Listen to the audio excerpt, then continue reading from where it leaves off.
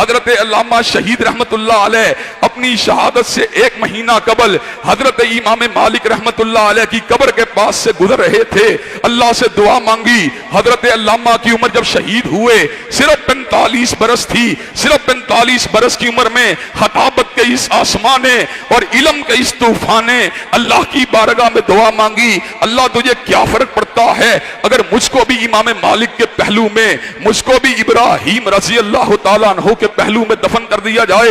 حضرات گرامی قدر، حضرت علامہ نے دعا مانگی، آنکھوں سے آنسو گرے، جنت البقیع کی وادی کے اندر آنکھوں سے آنسوؤں کو گرا کر حضرت علامہ باہر نکلے، واپس آئے، گھر ٹھہرے۔ یہ فروری کی بات ہے، مارچ کا مہینہ آیا، مارچ کے مہینے میں تقریر فرما رہے تھے۔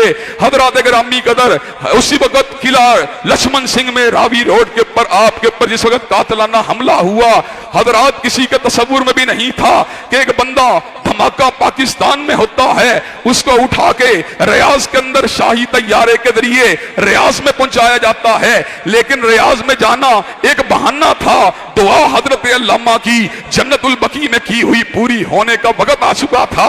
حضرات گرامی قدر، اللہ نے کیا کیا، ایک رات بھی اور ایک پورا دن بھی حضرت علامہ ملٹری ہسپتال ریاض میں زندہ نہیں رہے، ایک دن بھی پورا آپ نے زندگی کا نہیں گزارا۔ وہی علامہ جو میو ہسپتال کے بستر پر 7 دن تک موت و حیات کی جنگ کو لڑتا رہا، اس لیے کہ پاکستان میں اس کی موت کا وقت مقرر نہیں تھا۔ اس نے دعا مانگی تھی، اللہ میں مدینہ میں آنا چاہتا ہوں، اگر پاکستان میں انتقال ہو جاتا، اگر پاکستان میں موت ہو جاتی تو یہ دعا تشنا رہ جاتی۔ لیکن اللہ جب اپنے بندے کی سنتے ہیں، اسباب کو پیدا فرما دیتے ہیں۔ طیارہ آپ کے علاج کے لیے آپ کو ریاض لے کے نہیں گیا، بلکہ طیارہ آپ کو جنت البقیع میں تدفین کے لیے ریاض کو لے کے جا رہا تھا۔ آپ کی دعا صرف 1 دن تک تشنا رہی۔ آپ فجر کے وقت جس دن وہاں پہ پہنچے تھے، اگلی صبح فجر کے وقت 24 گھنٹوں کو پورا کرنے سے قبل آپ کی حالت بگڑتی چلی گئی۔ آپ نے جام شہادت کو نوش کر لیا۔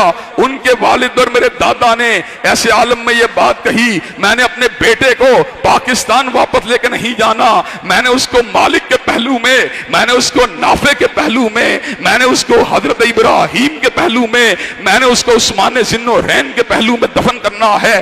حضرات گرامی قدر، حضرت علامہ کی دعا مجسم ہو گئی، اللہ نے ان کو جنت البقیع میں پہنچا دیا۔